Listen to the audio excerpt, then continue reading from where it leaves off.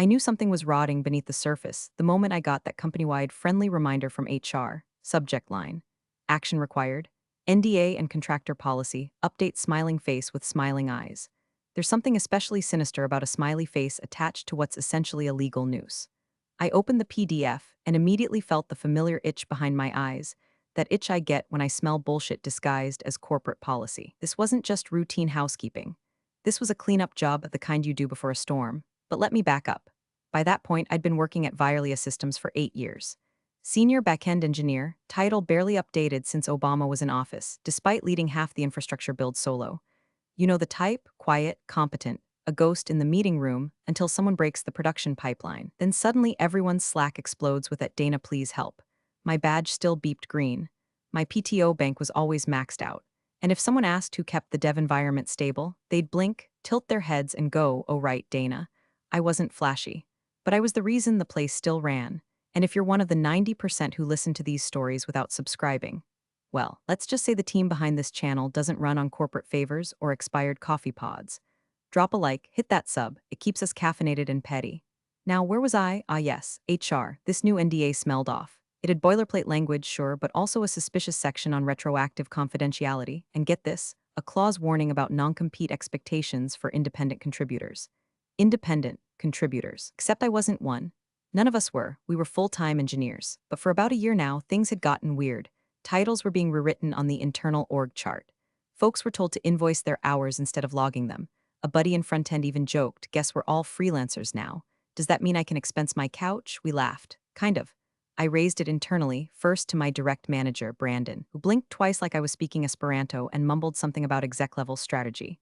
Then to HR, who assured me the documents were standard compliance hygiene. When I pushed, the response was classic. "Dana, maybe you're overthinking this.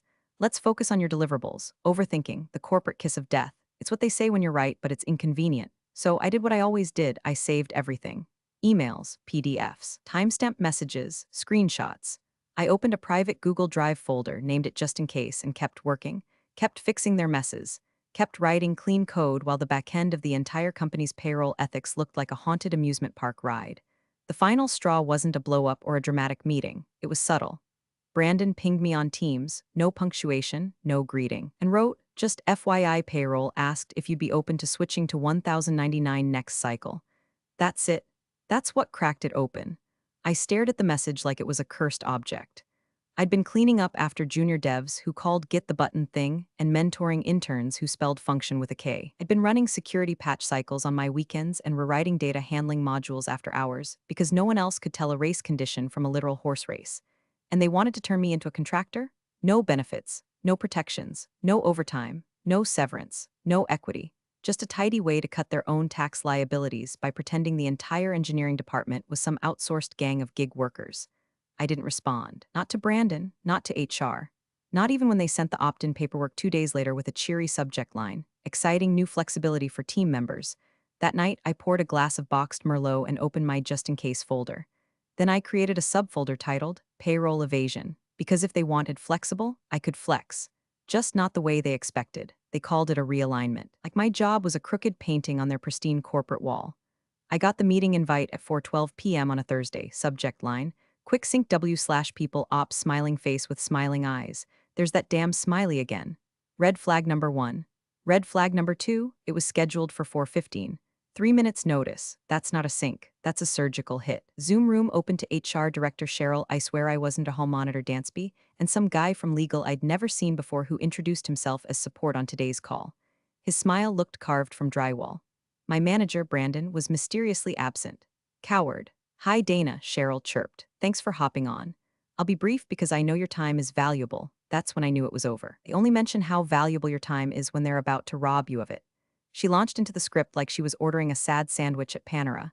Due to ongoing restructuring and a need to streamline budget allocations across key verticals, we've made the difficult decision to eliminate your role, effective immediately. I didn't blink, didn't flinch. I just counted the buzzwords: restructuring, streamline, eliminate. 12 years of my life reduced to jargon and a virtual thumbs-up emoji in the corner of her little Zoom box. I muted my mic, leaned back in my chair, and stared at the ceiling fan spinning like a lazy executioner. Cheryl droned on about Cobra and final pay and next steps while Drywall Boy clicked something on DocuSign. But I was already gone. Not emotionally, strategically. The folder, the evidence, the classification logs, Slack messages from managers telling engineers to keep timesheets vague. I hadn't built that archive for fun. I built it because I knew this moment would come. I just didn't expect it to be delivered with a canvas-lapped PowerPoint and a LinkedIn recruiter smile. After about 10 minutes of HR kabuki theater, Cheryl ended the call with, "We're doing you a favor by not contesting unemployment, Dana. Most companies wouldn't be so generous." I stared at my screen long after the Zoom call ended. The silence in my apartment felt heavier than usual. The only sound was the ice melting in the Diet Coke I forgot to drink. Then my inbox pinged. Subject, termination confirmation and unemployment info from Cheryl Dansby, Director of People Ops Body. Dana, as discussed, your employment with Virelia Systems is terminated effective today due to restructuring. Attached is your termination letter. You are eligible to apply for unemployment benefits. As a gesture of goodwill, the company will not be contesting your claim. All the best, Cheryl's smiling face with smiling eyes, the smiley. Again, I didn't rage, didn't sob, no grand speeches. Just that eerie, clinical stillness that creeps in when you know the final move isn't loud, it's precise. I clicked reply all, typed 6 words. Thank you for this favor. Then I added a recipient to the CC line. Dolgov at Postmaster Dolgov, the Department of Labor's intake. Attached, a zip file labeled contractor classification evidence. Inside, every piece of proof I'd been sitting on. Emails from finance, memos from legal, internal Slack threads, an Excel sheet with all 74 engineers I knew were misclassified, including myself, including the guy legal just used as support on today's call. I hovered over send for exactly 3 seconds, then clicked. I didn't feel victorious. Not yet, but I did feel clean, like finally setting a bone that had been broken for years. Painful, sure, but finally right. I sat in the glow of my monitor like it was a campfire and I was about to burn down the village. Outside, the sky was rust orange, like God himself had hit a Snapchat filter called arson. But inside my apartment, it was just me, a lukewarm can of La Croix, a laptop that suddenly felt more powerful than any courtroom. I didn't cry. That would have made sense, but no tears came, no yelling. Just this hollow, floating calm, like the silence after a hard drive dies and takes 10 years of photos with it. The part of me that had clung to hope, to dignity, to the notion that good work protected good workers, that part had already been put out back with the office ficus and the half-used post-it rolls. They didn't just fire me. They freed me. I opened the folder titled Payroll Evasion. My cursor hovered over it like it was radioactive. Then I double-clicked. Inside, a mosaic of corporate rot.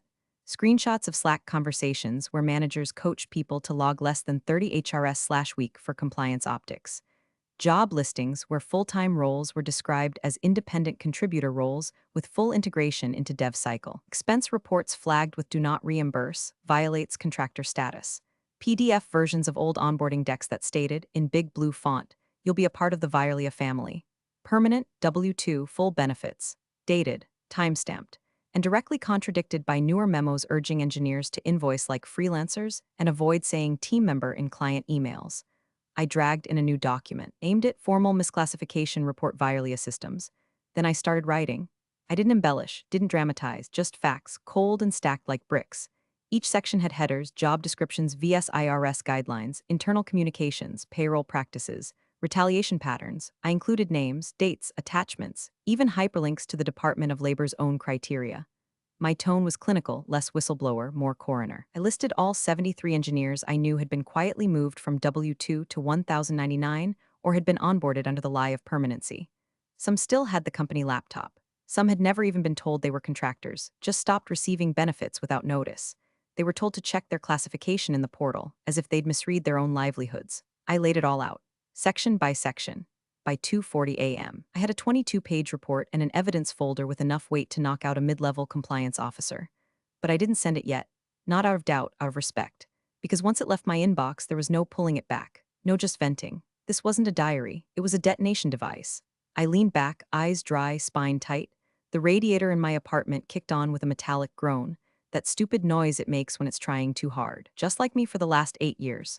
Working weekends, babysitting interns, covering for VPs who couldn't explain version control if their Tesla keys depended on it. The eerie calm didn't leave, it deepened, and that's how I knew I was ready, because I wasn't chasing revenge. I was cleaning the system, like I'd done 1,000 times before, quietly, without credit, without thanks. Only this time the system was Virelia, and I wasn't debugging code. I was preparing an autopsy. The first email was short, just a file attachment and a sentence, supporting documentation for open claim employee misclassification. Sent from a burner Proton mail I spun up in 10 minutes. The kind of email address you'd use to confess a murder or cancel Comcast.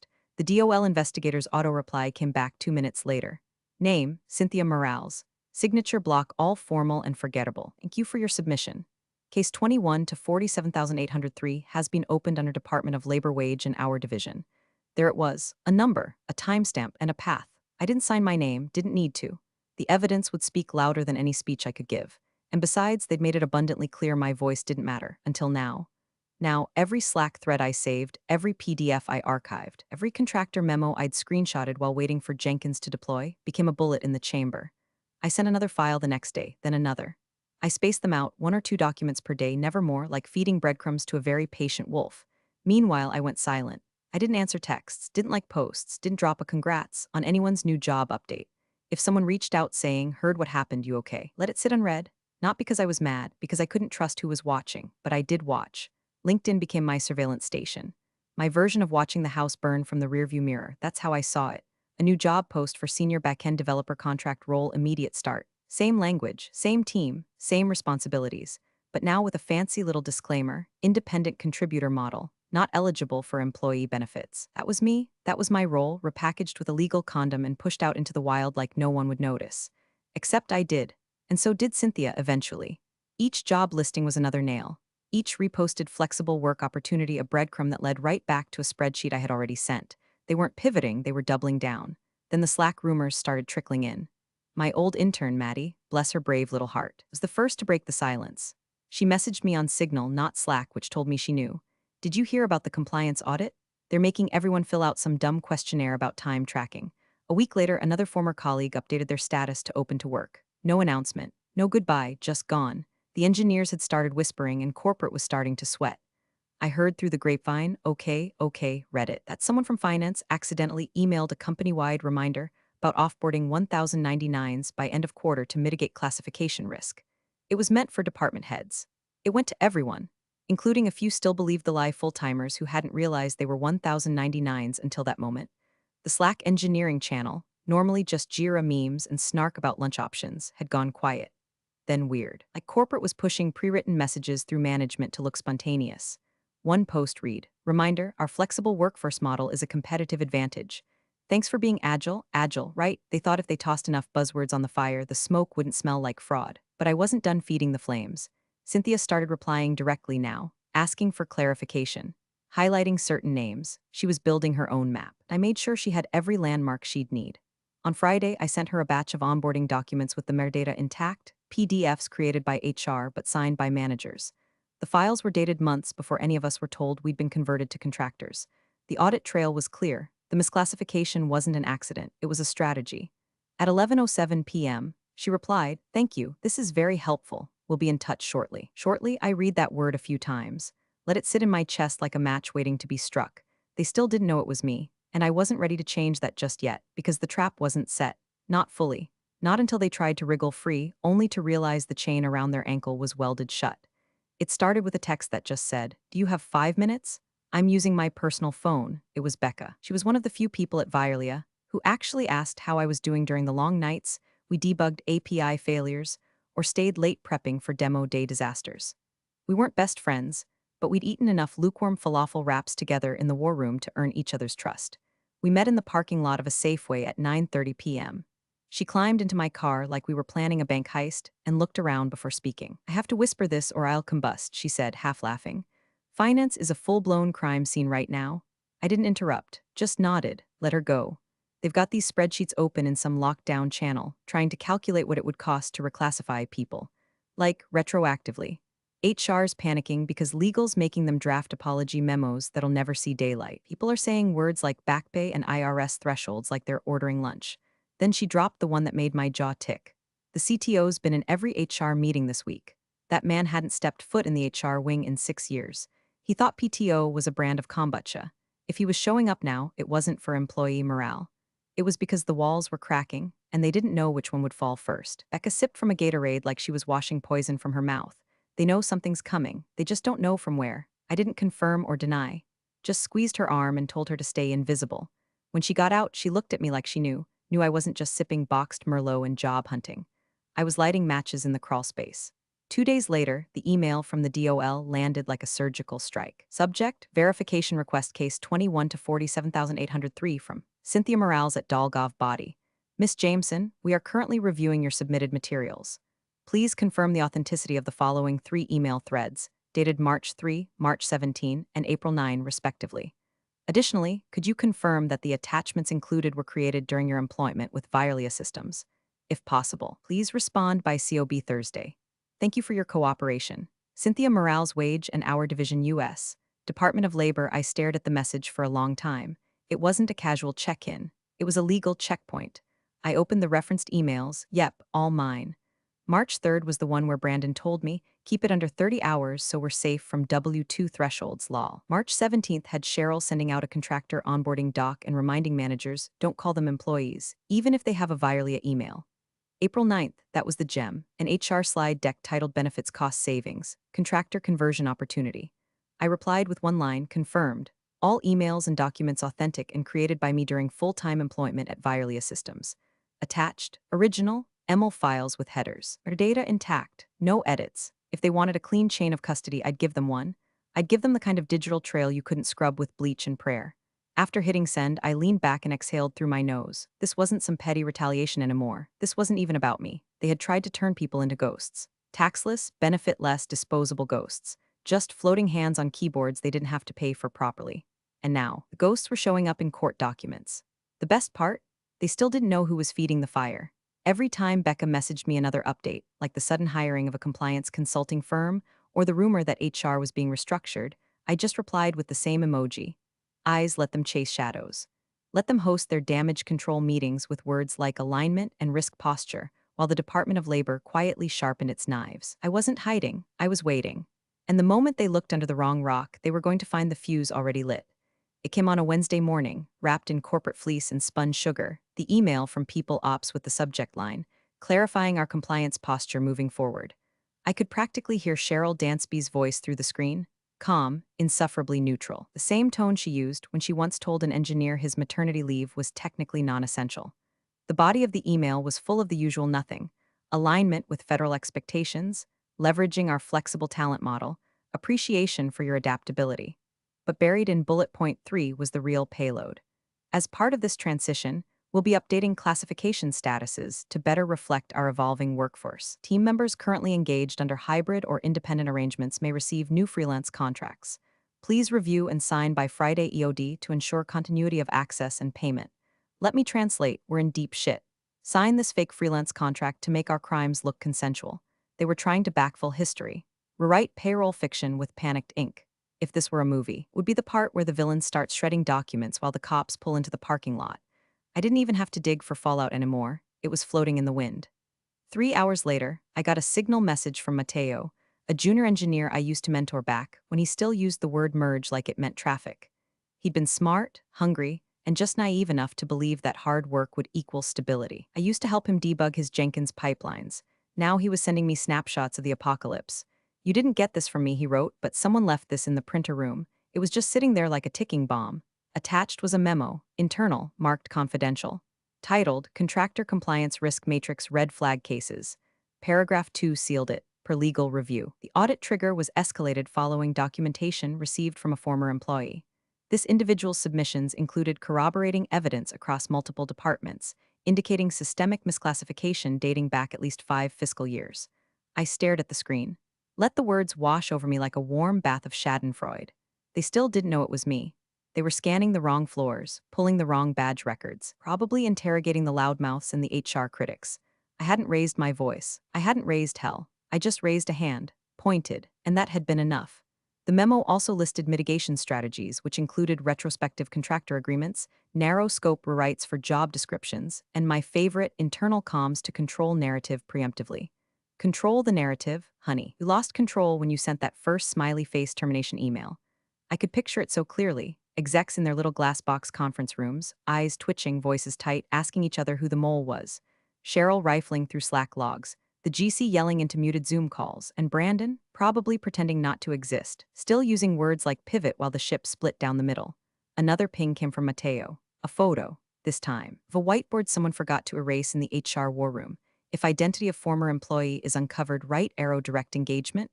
Offer settlement? I laughed out loud. They were trying to figure out if they could buy silence they didn't know was already roaring inside an official investigation, like putting a band-aid on a bullet hole in a submarine. I didn't need a microphone. The DOL had one now, and I wasn't bitter. Not really. What I felt was something colder, sharper, sardonic satisfaction because I had spent years being the quiet one, the one who cleaned up code no one understood, the one who documented everything because someone had to, the one who was told you care too much and maybe just let it go. Well, I let it go right into the lap of a federal agency with subpoena power and a calendar full of open slots. And now, I just watched the contracts go unsigned, watched LinkedIn updates shift from software engineer at Virelia to exploring new opportunities, watched the company try to patch a dam with press releases and prayer.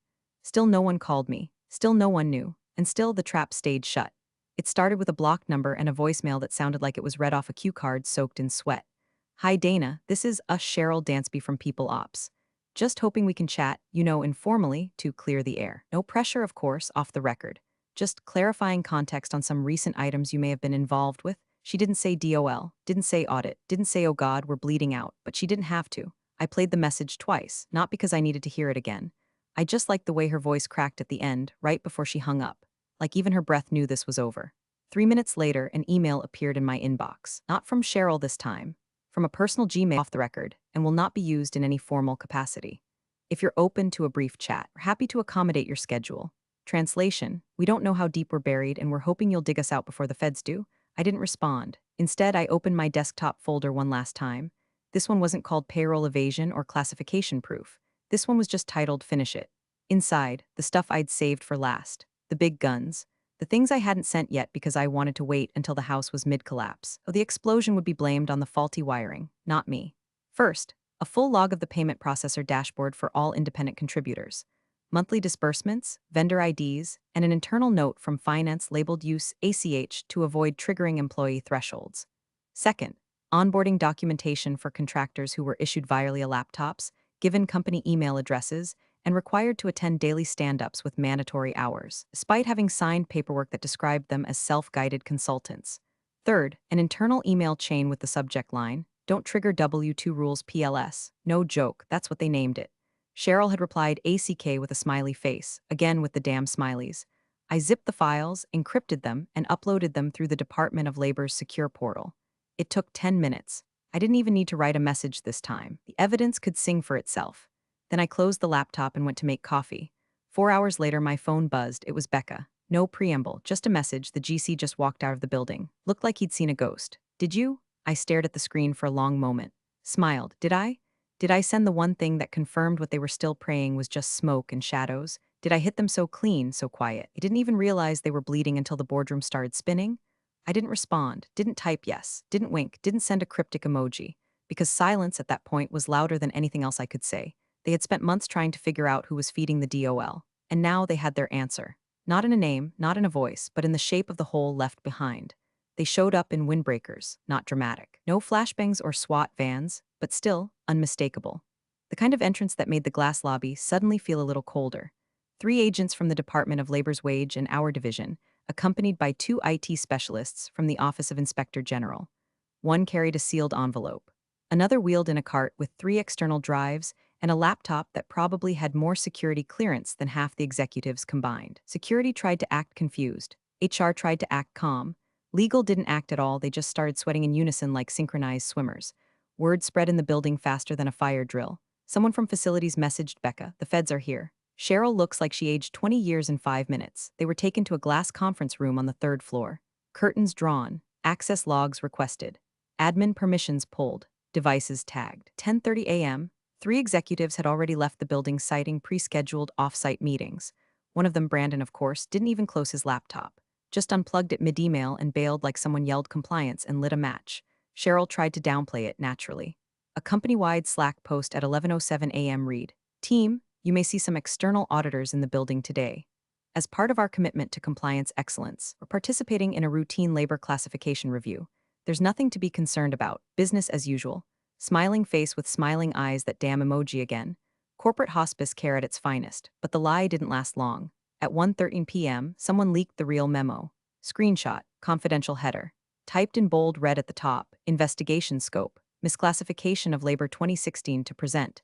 Contractor conversion practices. Tax evasion risk index, high. Becca forwarded it to me with a single word. Yikes, that was generous. The scope went back 7 years, which meant every VP who'd bragged about lean scaling and creative HR modeling was now on a government radar. Every freelance contract signed under duress. Every benefits form mysteriously missing from onboarding packets. Every calendar invite with the subject line compliance sync. At home, I sat curled up on the couch, wool blanket over my knees, watching the storm through a laptop screen. No Twitter thread, no Reddit leak. This wasn't for public humiliation. This was justice, bureaucratic, deliberate, and cold. Then the email came from Cynthia. Subject, case update 21 to 47,803 body. Miss Jameson, thank you again for your cooperation and the materials you provided. Based on your documentation, we have officially opened a formal case that includes all 74 engineers identified during our review. Our team will be reaching out to relevant parties for interviews and further verification. If you have any additional context or files, you may continue to submit them via the secure portal.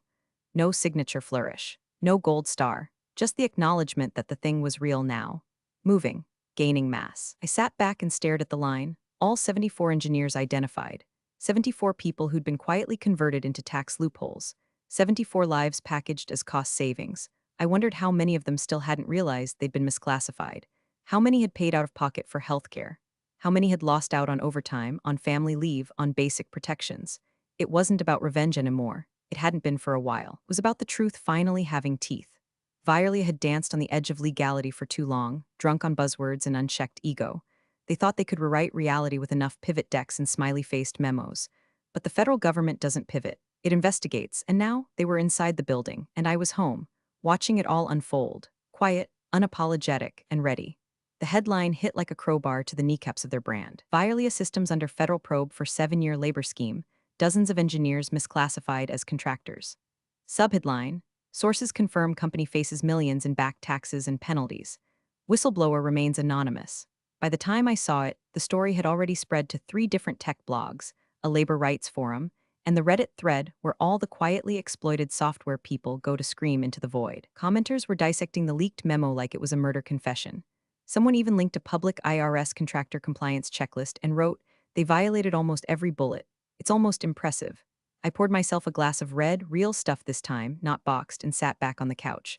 The sun outside was setting just slow enough to make it feel like time was folding over itself. My laptop hummed.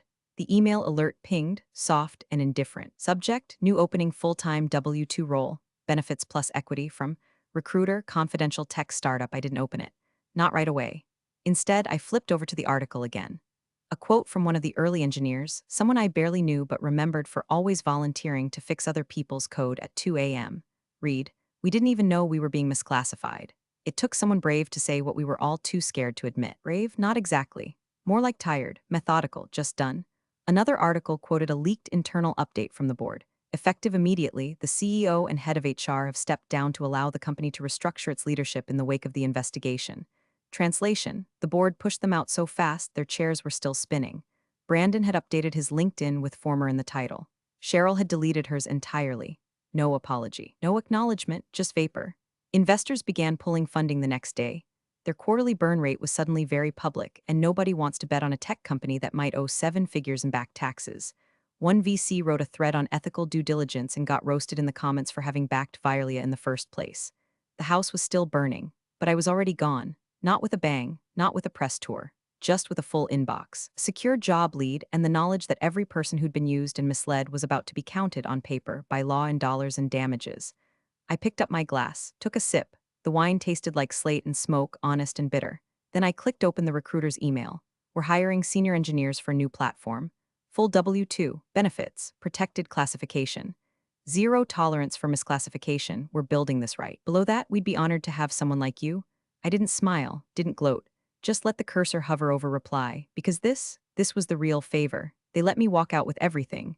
They thought they'd silenced me with a smiley face and a severance dodge. But I let them walk into the fire themselves. I just turned on the lights and held the door. Big thanks for watching, you sneaky seniors. Subscribe to keep the coffee pot brewing revenge. Your ex-colleagues won't know what hit 'em.